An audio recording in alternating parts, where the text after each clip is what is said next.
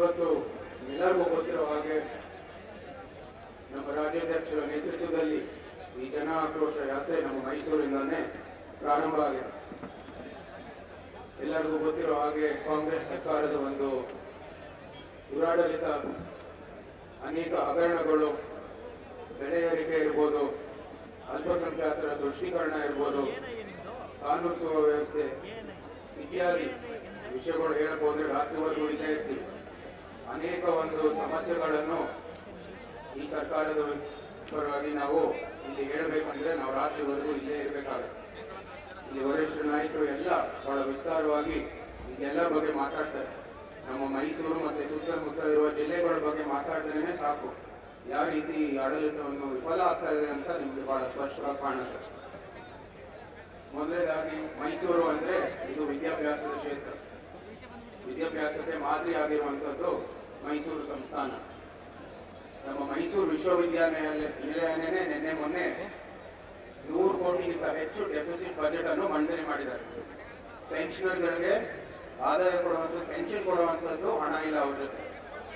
ಸಾಲ ಒಂದು ರೀತಿ ಅವ್ರಿಗೆ ಸಂಪೂರ್ಣವಾಗಿ ಅವ್ರಿಗೆ ಅಲ್ಲಿರುವಂಥ ಪ್ರೊಫೆಸರ್ಗಳು ಇರ್ಬೋದು, ಅಲ್ಲಿ ಎಷ್ಟೋ ವರ್ಷದಿಂದ ಸೇವೆ ಸಲ್ಲಿಸ್ತಾ ಇರುವಂಥದ್ದು ಅನೇಕ ನೌಕರು ಇರ್ಬೋದು, ಅವ್ರಿಗೆ ಒಂದು ಆದಾಯ ಕೊಡುವಂಥ ಶಕ್ತಿ ಇಲ್ಲ. ಕೊಡಗು ವಿಶ್ವವಿದ್ಯಾನಿಲಯ ಮುಚ್ತಾರಂತೆ. ಅಲ್ಲಿ ಹೆಚ್ಚು ಪರಿಶಿಷ್ಟ ಪಂಗಡಗಳು, ಪರಿಶಿಷ್ಟ ಜಾತಿಯ ಒಂದು ಸಮುದಾಯ ಅಲ್ಲಿ ವಿದ್ಯಾಭ್ಯಾಸಕ್ಕೋಸ್ಕರ ಬರ್ತಾರೆ. ಆ ವಿಶ್ವವಿದ್ಯಾನಿಲಯನ ಜೊತೆಗೆ ಹಾಸನ್ನು, ಮಾರಾಣಿ ಕ್ಲಸ್ಟರ್, ಬೆಂಗಳೂರು, ಕೊಪ್ಪಳ ಇತ್ಯಾದಿ ಎಲ್ಲಾನು ಮುಚ್ಚೋಕೆ ಈ ಸರ್ಕಾರವನ್ನು ತೀರ್ಮಾನ ಮಾಡಿದೆ. ಜೊತೆಗೆ ನಿಮ್ಮೆಲ್ಲರಿಗೂ ಗೊತ್ತಿರೋ ಹಾಗೆ ನಮ್ಮ ಮೈಸೂರಲ್ಲಿ ಏನು ಅಭಿವೃದ್ಧಿ ಆಗಬೇಕಾಗಿದೆ ರಾಜ್ಯ ಸರ್ಕಾರದ ಒಂದು ಹೊಣೆ ಇದೆ. ಅವ್ರ ಕಡೆಯಿಂದ ಯಾವುದೇ ರೀತಿಯ ಒಂದು ಸಹಾಯ ಒಂದು ಇಲ್ಲವೇ ಇಲ್ಲ. ಏರ್ಪೋರ್ಟ್ ಅಲ್ಲಿ ಹಿಂದೆ ಕೊಟ್ಟಿರೋದು 300 ಹೆಚ್ಚು ಕಡಿಮೆ 300 ಕೋಟಿ ಕೊಟ್ಟಿದ್ದು ಬೊಮ್ಮಾಯಿ ಸರ್ಕಾರದ ಸಮಯದಲ್ಲಿ. ಇವಾಗ ಅದನ್ನೇ ಪುನಃ ಈ ಬಜೆಟ್ ಅಲ್ಲಿ ರೀಪ್ಯಾಕೇಜ್ ಮಾಡಿ ಅವರು ತೋರಿಸ್ಕೊತಾ ಇದ್ದಾರೆ, ಅವರು ಬಜೆಟ್ ಏರ್ಪೋರ್ಟ್ಗೋಸ್ಕರ ಅವರು ಹಣ ಕೊಟ್ಟಿದ್ದಾರೆ ಅಂತ. ಅದೇ ರೀತಿ ಒಂದು ಸಣ್ಣ ಇನ್ನೊಂದು 100 ಕೋಟಿ ಕೊಟ್ಟರೆ ನಮ್ಮ ಏರ್ಪೋರ್ಟ್ ಅನ್ನ ಲ್ಯಾಂಡ್ ಅನ್ನು ನಾವು ಹ್ಯಾಂಡ್ ಓವರ್ ಮಾಡ್ಬೋದು. ಅದನ್ನು ಸಹ ಎಲ್ಲ ಮಾಡಲ್ಲ, ಅದು ನಮ್ಮ ಹೊಣೆ ಅಲ್ಲ ಅಂತ ಕೇಂದ್ರ ಸರ್ಕಾರಕ್ಕೆ ಹೇಳಿದ್ದಾರೆ. ರೈಲ್ವೆ ಏನು ಕೊಡಗುಗೆ ನಮಗೆ ಅಲ್ಲಿ ರೈಲ್ವೆ ಸಂಪರ್ಕ ಇಡೀ ಇತಿಹಾಸದಲ್ಲಿ ಇಲ್ಲ, ಅಲ್ಲಿ ಅತಿ ಅವಶ್ಯ, ಅದನ್ನು ಸಹ ಡಿಫರ್ ಮಾಡಿದ್ದಾರೆ. ಏನಕ್ಕೆ? ಹಣದ ಕೊರತೆಯಿಂದ. ಈ ರೀತಿ ಸಂಪೂರ್ಣವಾಗಿ ಬರೀ ಮೈಸೂರು ಕೊಡಗು ಅಲ್ಲ, ಚಾಮರಾಜ ಕ್ಷೇತ್ರದಲ್ಲಿ ನಿನ್ನೆ ಮುಂದೆ ನಾವು ಕೂಡ ಬಜೆಟ್ ಅಧಿವೇಶನದಲ್ಲಿ ನಾವು ಮಂಡಿಸಿದ್ವಿ. ಏನು ನಮ್ಮ ಕೇರಳ ಅಲ್ಲಿರುವಂಥದ್ದು ಕಾಂಗ್ರೆಸ್ಸಿನ ಒಂದು ವರಿಷ್ಠ ನಾಯಕರಿಗೋಸ್ಕರ, ಆ ಒಂದು ಮತದಾರರನ್ನು ಓಲೈಸಿಗೋಸ್ಕರ ನಮ್ಮ ನೈಸರ್ಗಿಕ ಸಂಪತ್ತನ್ನು ಕಾಂಪ್ರಮೈಸ್ ಮಾಡಕ್ಕೆ ಹೋಗ್ತಾ ಇದ್ದಾರೆ.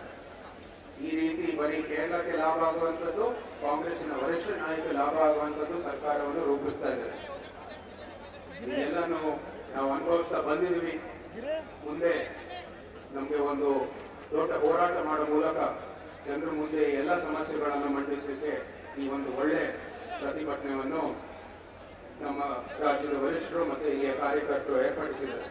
ನಾವೆಲ್ಲರೂ ಕೈ ಜೋಡಿಸ್ಕೊಂಡು ಈ ಭ್ರಷ್ಟ ಸರ್ಕಾರದ ವಿರುದ್ಧವಾಗಿ ಒಳ್ಳೆ ಹೋರಾಟ ಮಾಡೋ ಮೂಲಕ ಮತ್ತೊಮ್ಮೆ ಕರ್ನಾಟಕದಲ್ಲಿ ಕೇಸರಿ ಬಣ್ಣವನ್ನು ಅರಳುವಂಥ ಕೆಲಸವನ್ನು ನಾವೆಲ್ಲರೂ ಮಾಡಬೇಕಾಗಿದೆ. ಮೊದಲನೇ ಒಂದು ಅಧಿವೇಶನದಲ್ಲಿ ನಾನು ಇನ್ನೂ ಜ್ಞಾಪಕ, ಅಲ್ಲಿ ವಿರೋಧ ಪಕ್ಷದ ಯಾರೋ ಒಬ್ಬರು ನಾಯಕರು ಮಾತಾಡ್ತಾ ಇದ್ರು.